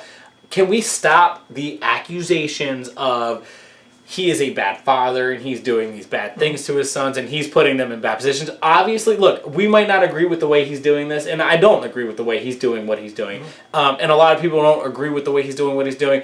But the thing that we have both stayed out of is he's a bad father. I think we've both done very well with that. A lot of people have called him. But and I just heard it even last night. I was driving home at like 1 a.m., and I was listening to sports talk radio, which I listen to a lot of sports talk radio. A lot of people go out on limbs and they talk about how he's a bad father. And even during the Monday Night Raw thing, people were saying afterwards how, I can't believe he puts his kids through this stuff. And I'm laughing like, you didn't see the clip. If you think he was putting his kids, who were crying laughing through that last night, if you think he was putting his kid through something so horrible, then you weren't watching and you're not paying attention, because I get it, he's marketing to them, and I get it, he's getting money out of it, and I get it that we don't all necessarily agree with how he's doing it. Mm-hmm. His kids don't seem to hate it as much as we all do. Right. And at the end of the day, right. I think that matters more. A, they all get money, and that matters to them more than anything. But B, they're not as embarrassed as we all feel like they are. Right. You know what? Excuse me. It goes back to my analogy, which is he's Joe Jackson, which is, everybody said Joe Jackson was a bad father. I don't think he was a bad father. I don't think LeVar is a bad father. I feel like they both put their kids in some messed up situations that they didn't need to be in necessarily, but at the same time, Joe Jackson raised, 8, 9, 10 kids that became successful. All of them None of them went to jail. All of them ended up with money. What is LeVar Ball doing? He has 3 kids that aren't in jail, haven't caused any problems. All seem pretty good kids. Like, when they speak to the media, they seem like they are well represented. I don't think he's a bad father. I do think he's put them in stupid, messed up situations that they don't need to be in, but I don't think he's disagree with that. I don't think he's a bad father. No, I think that's ridiculous. I just mean it's the Joe Jackson thing to me, which is... I just mean the reckless speculation of everyone... Like, there is a lot of very bad, reckless people just talking, saying stupid things, of unrational things that I was saying. It's not a line that I would want to be crossed. If I was a father and you guys saw me for literally 6 months, because how long have we seen ball, right? Too damn long. But for 6 months, 7 months, you're telling me his son is 19 years old and we're going to judge him off of a father, off of what we've seen of him for 6 months? You're kidding me. And for at the end of those 6 months, after everyone's telling me how bad of a father he is, to see 2 of his 3 sons laughing so hard on national TV that they're crying because they're laughing at their dad, and they thought they were laughing at him. They were literally laughing at their father. They're having a good time. And that to me was like, you know what? You guys can tell me how bad of a father you really think he is. I at the end of the day, all them kids are going to make money off of this, and allegedly they don't seem to hate it as much as we do. So I might give you that. I do think he need. Should he tone it down? Of course he should tone it down. That's not going to work for Lonzo in the NBA. It's not. He does need to shut up, in my opinion. And I understand. Do I think he's a bad father? No. Right. And he just needs to shut the hell up. I'm tired of him. That was my bigger thing. I'm cool with that, and I'm cool with you having that opinion. I'm cool with it if even 1,000 more people come out with that opinion. I just wanted to, can we put aside the whole, because a lot of people like to criticize him in the way he's parenting, or criticize him in the way that things are going on, and I personally... Joe Jackson had the biggest pop star of all time. Not to bring up the, and not to bring up the NBA awards again, but the funny joke to me from Drake was, he said, LeVar Ball is the first black man in America that is being criticized for being too involved as a father. Like, he goes to every games and he's involved in all your interviews, which I thought that's kind of funny, right? And I thought it was hilarious because the truth part about that is like the stereotype is he's not supposed to be there, and now we're all mad at him for being there too much, like you said about Joe Jackson. He is a Joe Jackson to me. So moving on from the Ball family, from basketball in general. Thank God on the Ball family. 2 more things I want to bring up. One is sort of football related. Not really, though. Kind of. The other one has nothing to do with basketball or football. It has to do with tennis. It's a story that I don't want to spend a whole lot of time on, but it's been getting a lot of traction. On, I think it was Thursday or Friday, John McEnroe was in an interview, and he was asked a really bad question. The question happened to be, what would Serena be ranked today if she played with the men's? Now, here's the thing. I have an opinion of it. Go ahead. Serena is the best individual athlete of all time to me. Like, I have her as the most dominant. Her and Tiger, Ali's not far behind, but the most dominant, I have her. Like, she was literally 8 weeks pregnant and won the Australian Open, which is a major once. There's no other way to sum up. I don't think there's another feat, and not just that her being pregnant, but she's 23-6 in finals of majors. Like, she is just. Her numbers are all, like, individual sports, in sports in general, nobody has ever been as dominant as Serena Williams has been in tennis. Tiger Woods was almost as dominant in golf. But Serena herself, when she was, I want to say 31, she's 37 now, or 36 now. When she was about 30, 31, she said at the time that Andy Murray, who was just turned 30 in the last couple weeks, She said at that time when she was only 30 or 31 that she felt like, and this is her prime, this is her dominance. Right, yeah, she felt like Andy Murray could beat her one-on-one that day. Right. And that was when she was 31. So obviously science and time would say that now that she's 36, 37 years old, and Andy Murray is not 24, he's closer to 30. Of course, today, Serena wouldn't be able to beat Andy Murray, the number one player in the world. So I'm not going to sit here and argue that John McEnroe was completely wrong on saying that she wouldn't be as good as the best players and the men's. Like, I totally understand that and agree. My bigger thing is, why was the host asking such a dumb question of where would she be ranked right now?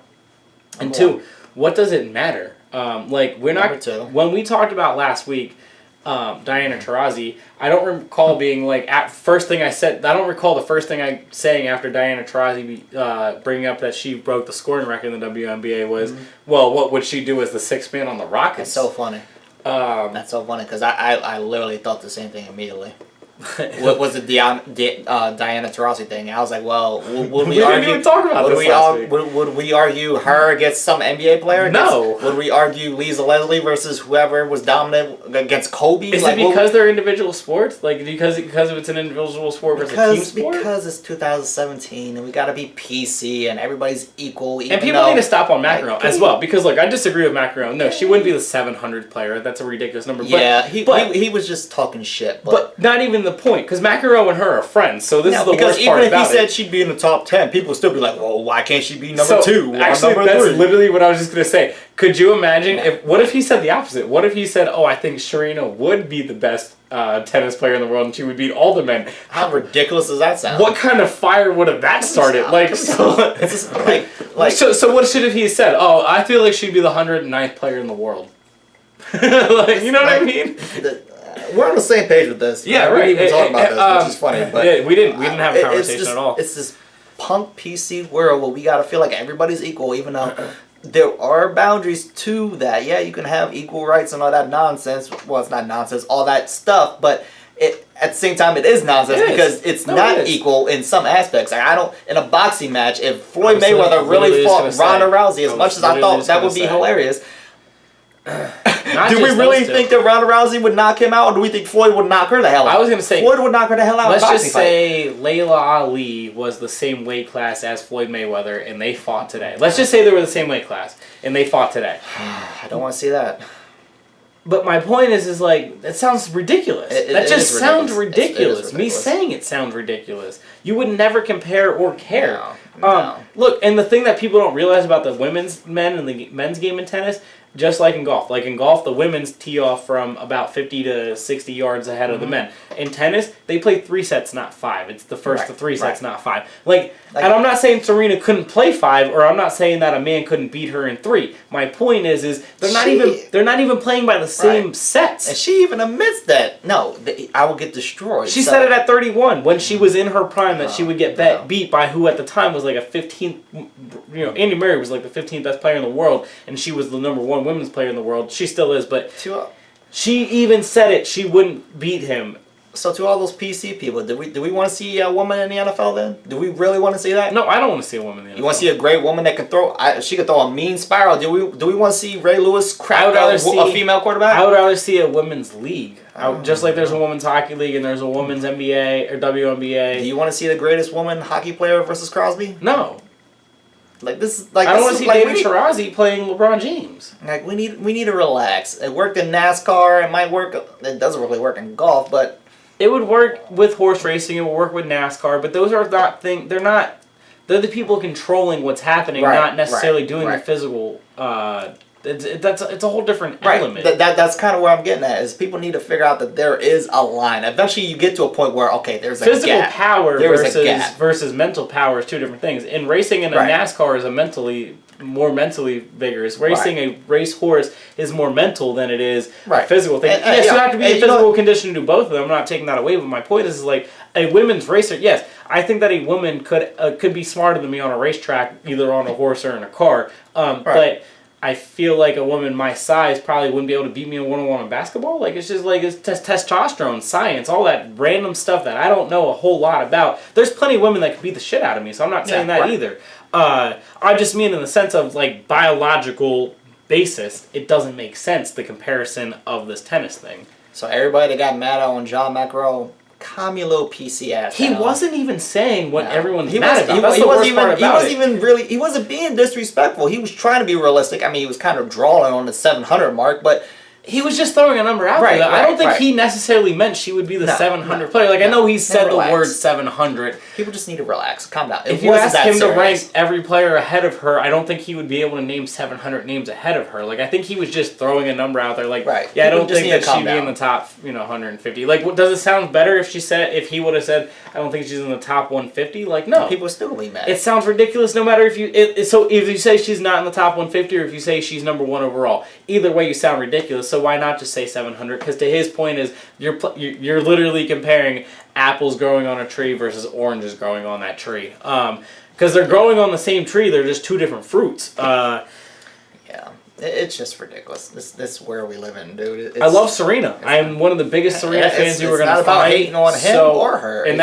It's the reaction that these people just got up in their feelings. I just want to bring it up because I honestly, I don't think that what he said was what people took it as, I don't think that she would be the 700 player. I don't think she'd be the first player. No. And I don't think that what is going on with the whole thing is that big of a deal. I think the bigger thing, to be honest with you, is that nobody can name any women's tennis player right now because she's pregnant and she is not playing in the Opens. She's not playing in the majors. I'm just saying, well, I'm just saying everybody that is all up in their feelings, name me 10 men tennis players. Name me 10 men. They are playing 10 men, and then name me 3 women's. Right. I'm just saying. You can't. They can't. You're right. That's all these, PC people out here do. All up in their feelings. I want to add one quick thing before I get into the football thing I was trying to tell you about. Because we are a sports show, even though no one cared, Jordan Spieth won a tournament, a PGA tournament over the weekend. It's more important than Lonzo Ball on Monday Night Raw. I wanted to say, the moment, just the piece of him going into Sunday was fun, right? He was up by a stroke or something. And I went to Hershey Park. I didn't actually sit and watch the tournament, which usually I would sit and watch every Sunday of golf because I love golf. I watch soccer and golf on Sundays during not football season. Right. A little bit of baseball, but I absolutely love sitting and watching the golf on a Sunday, and I wasn't able to watch it this week, and I missed probably the best moment since Tiger retired.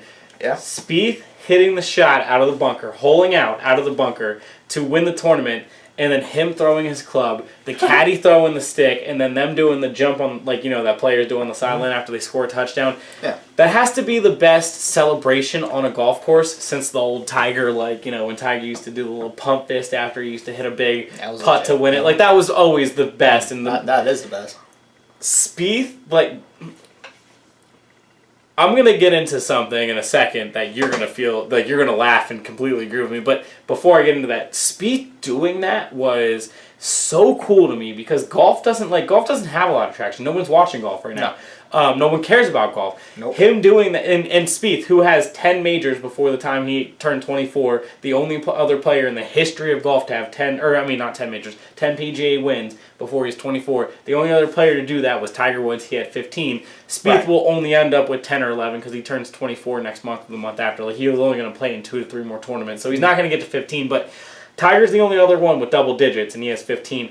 It's good company. Spieth doing that, though, throwing the stick and then them throwing the flag stick, and the whole entire moment was, to me, something that golf needed. It was just played the next 10, 15, 20 years. And that was the cool part about it is, as a golf fan, there's not a whole lot going on in golf in the last 10 years that's going to be played in the next 10 years. No, that is a moment that's going to be played for a very long time. The other part I wanted to bring up with it, because I love that moment. I love Jordan Spieth. I'm mad I missed it because the tournament sounded like it was amazing from everything I've heard.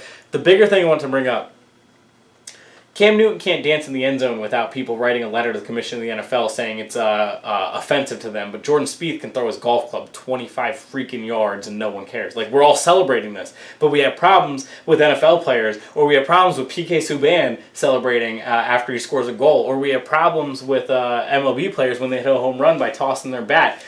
I didn't hear anybody mad about. Nobody's cared about Spieth. Why? He threw his club. Do you do you see what I'm saying here? The I didn't unwritten follow rules. the Cam Newton thing, but when you say baseball, I kind of follow that. I meant the Cam Newton thing on. Remember when he was dancing against the Tennessee Titans and I people think wrote a that's letter? different, No, but- my point was people don't. I'm with you with the baseball flip and the flipping the golf club. My bigger thing I was think that's kinda celebrations. funky. Celebrations. People in America don't like celebrations. They don't like when you celebrate doing something and you're getting paid millions of dollars to do it. They just don't. They do not like watching our athletes celebrate. They hate it. Well, they love it when it's their athlete. Well, when it's Gronk. When it's Spieth, apparently.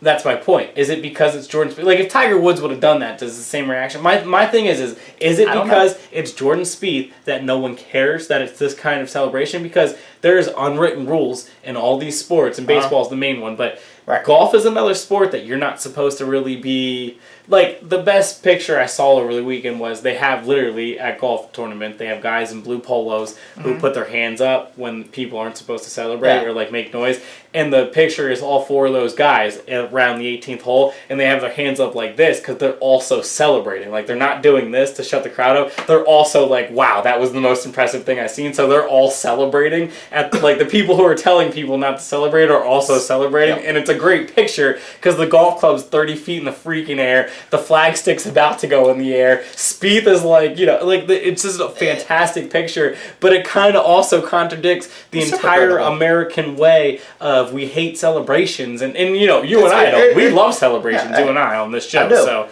JD Sports, hey, look, you want to do a celebration and put our name behind it, we're in. We love celebrations. It's hypocritical. It was just kind of funny to me that, like, we all got involved in this man's celebration. This is going to be something that you just said, and you're right, going to be played for 10 years.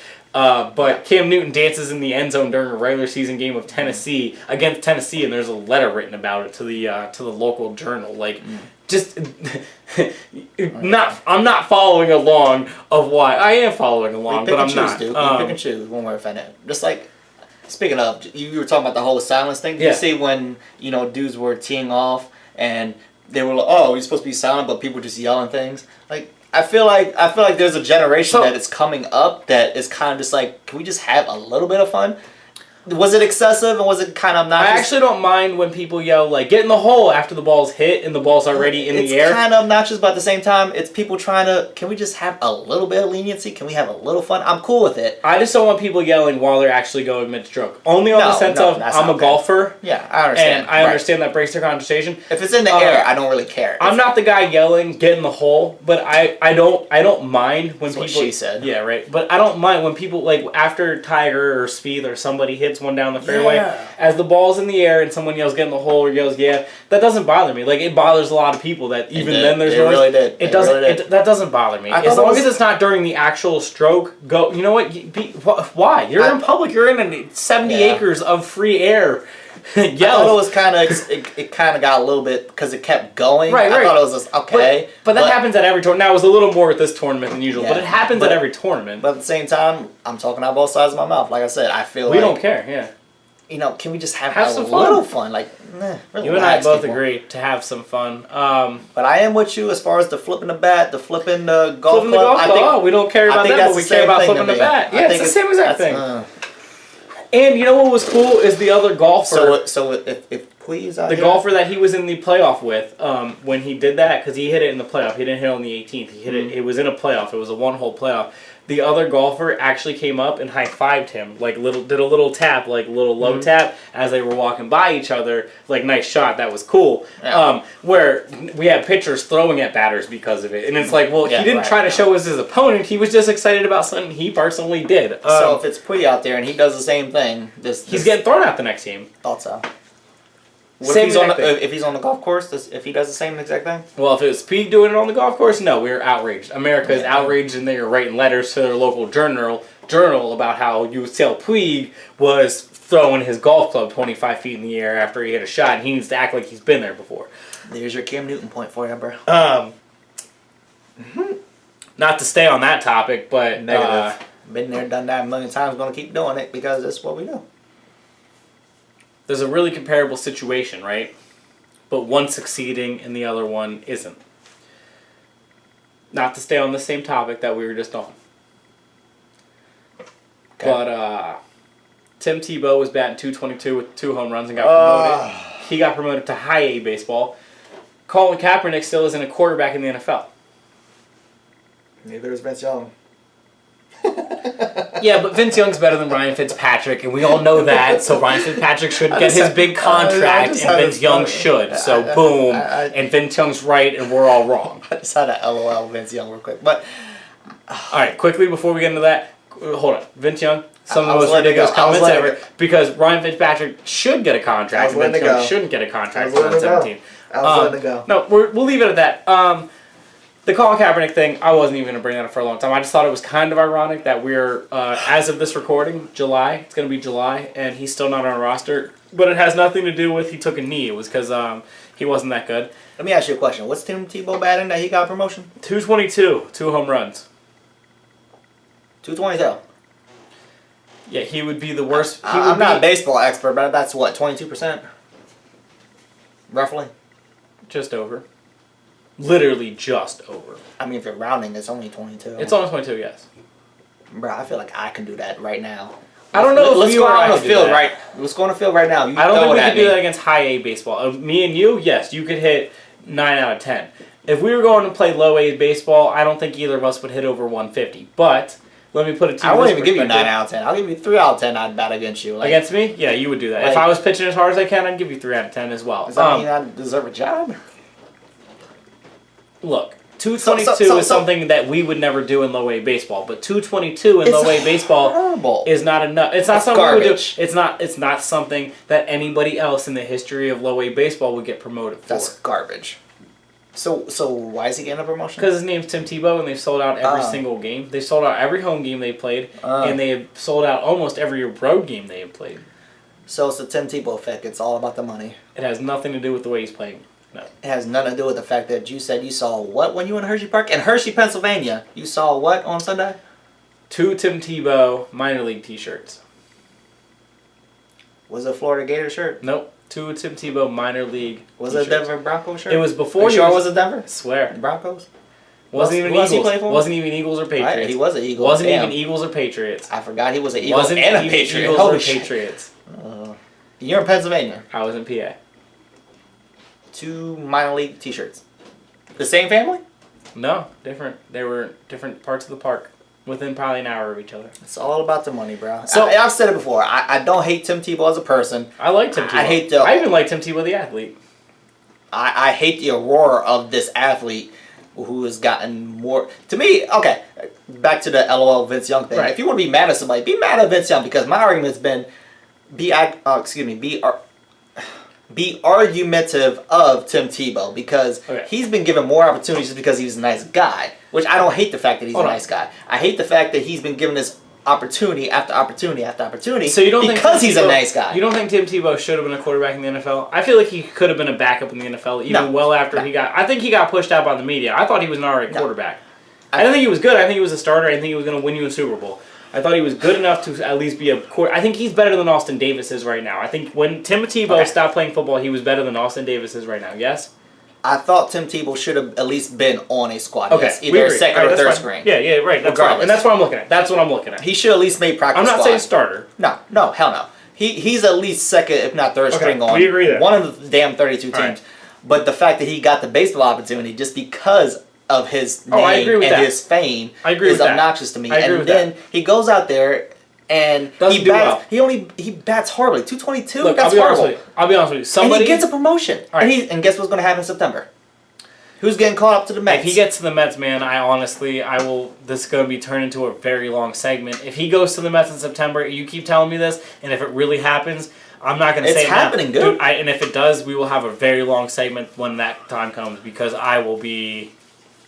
Shout out to Ted DiBiase. Everybody's got a price, and the Mets are about to have their price, and they're about to get their money because the Mets of his name. Who were favored to go to the playoffs Not no more. So we need to sell some tickets. Favored to win the NL East. Might have Tim Tebow playing for them in September. The Mets and I will have the biggest grudge ever to talk about in September if that comes on this show. Does that make them worse than the Knicks? That makes them worse than the Knicks if they pull Tebow up, yes. I will talk about it when we get there. You're telling me a team that was literally projected to win 107 games might have Tim Tebow, who batted 222 in low A baseball. Not even single A baseball. Not even... He bet in low A baseball. He wasn't even... Literally... 5 rungs away from the MLB, bat at 222, and he might play in the MLB in September, we'd have a problem. I feel like I'm going to either need to close on the show on Shane O'Mac, Here Comes the Money, or $1 Million Man. It's all about that dollar. I thought you were doing the OVO. Johnny Manziel. No, I don't know what that trash is. Who? That's what Drake, the OVO people do this, and Johnny Manziel. That's what Johnny Manziel used to do, the money thing. That's OVO. They do this. That's what people that are trash do. No, it's all about this if you're the Nets. Oh. Yeah, the Nets. Same difference. What's the difference? The Mets, Knicks, it's all the same. Raptors. Huh? So, can I be honest with you with this Tebow thing? Batting 222 and 2 home runs in low-A baseball for somebody who hasn't played baseball since he was 19 years old, let me just say this, is impressive. Athletically, it is impressive. You and I wouldn't bat 150 and we wouldn't have a home run in the same amount of at-bats as Tim Tebow. We might not even foul off 15 to 20 balls. Okay, let me just say that. Yeah, you and I, the average human beings. If I walk out there today, but if I'm out there being Tim Tebow, I'm sure I couldn't match that. My thing is, easily, even at 222 and 2 home runs, and as impressive as it is, oh my lord, it is not impressive enough for me to say that he deserves to be in high A baseball, and he definitely does not deserve to get transferred to single A baseball, and then to double A baseball, and then to triple A, and then the majors. This needs to stop Why do you think right now. Why do you think it's starting now? As because we're in June, we still got some time. As a person who loves baseball, we got 3 months, bro. I love sports. It's gonna be a once a month thing. How many more levels we got? 3? You said 3? He's got 4 to go. He got 3 more after I guess in 1 month he's gonna have to do double duty. He's got to go to single A, double A, triple A, and then the majors. Okay, he's in high A right now. So in August he jumps to because there's 31 days in Emma. Got you. I think there's 31. Okay. Regardless. This is good. This will be good. This will be a good little... This isn't a bet because we're both on the same side of this. I don't know how to do this, but what do you think happens first? Tim Tebow plays for the Mets in a regular season game, or Colin Kaepernick gets signed to an NFL team? Horrible, because I knew what you were going to say. That's why I started laughing. God damn. That's a rough one, yeah. That's a rough one. Because Tebow's not till September, and the season starts in September, so does Kaepernick get signed before? Does he go to a team for training camp? Shit. I've been saying that I feel like, talent-wise, Colin Kaepernick will be on a roster by training camp. I've been saying that. So what happens first? If I had to put money on it, damn. I was about to say one, but I don't. The more sure thing is Tebow playing in the majors, but the quicker thing that would happen would be the one that makes more sense to me. Oh. Well, the one that makes more sense to everyone is Kaepernick, unless you live in Trump's America, is Kaepernick. If I live, you know what? I live in Trump's America. Tim Tebow will be a Met before Colin. Thank you for making it easy. It was difficult. Colin Kaepernick will not be on the squad before Tim Tebow. You beat me. Got it. I got Colin Kaepernick. I would hope logically on a team. Yes. What kind of I'll be honest BS with you, is that? Dwight, as the weeks dwindle down, I feel less and less confident that he'll be on a team for the training camp. But Vince Young would be mad at freaking Ryan Fitzpatrick instead of being mad at these. Yeah, he doesn't care about Colin Kaepernick not actual, getting a job, but he does care about Fitzpatrick getting a deal. I agree with you. That's ridiculous. Considering he's cool with Tim Tebow about to be in the majors. Yeah, say something about that. Shout out to Vince Young for being a bum for that. So that's where we're at with sports. That we literally just ended it with a tennis, golf, and then we talked about minor league baseball. Talked about everything. A player that's not even on the NFL. Is there anything else you want to add, Dwight? And the reason I asked that is because, according to you, we're going on a couple months hiatus. It's going to at least be a month. That's about what we did last year. Yeah, I think it was like a month and a half. This is what, season 2 of JD Sports here. I mean, what? Think about it. Outside of free agency in the NBA, I'll give you that. Before NFL what training camps, what else is there it's to just really baseball and no. I'll be the first one to tell you. As much as I love and watch baseball, not enough for us to do a full show for. So even if I watch baseball like that, I don't even know if there's enough to do it. Oh. We would be able to figure it out, but I do like that we have taken this little month off in the first 2 years. Yeah, it's good to regroup a little bit. Well, it's good for sports to kind of build back up. If anything big happens, JD Sports will definitely be back to talk about it. Has to be big, but yeah. Maybe Just maybe we'll do like a SummerSlam thing or something in the middle. We'll probably try to come back. If we don't do it for that. Last year we were back before then. Right. The McGregor fight kind of happens right in the beginning of everything. August. So we might sometime in August. We'll definitely be back before the McGregor fight. I think it's sometime August. What? Wait, this is the end of June, so. Yeah, right. You only have the whole month of July. I would figure sometime around. We're not going to put a date on it. Maybe a couple weeks. 3 or 4 weeks. We will definitely be back, though, JD Sports. This has been a great second season. I've had a lot of fun. This is... it's only gotten better. For something that has been so small and only a once-a-week thing, this is one of my favorite things that we do, that I personally do in life. Like this, I've been a big fan of it. So shout out to my favorite producer, Dwight. Shout out to anybody watching and listening.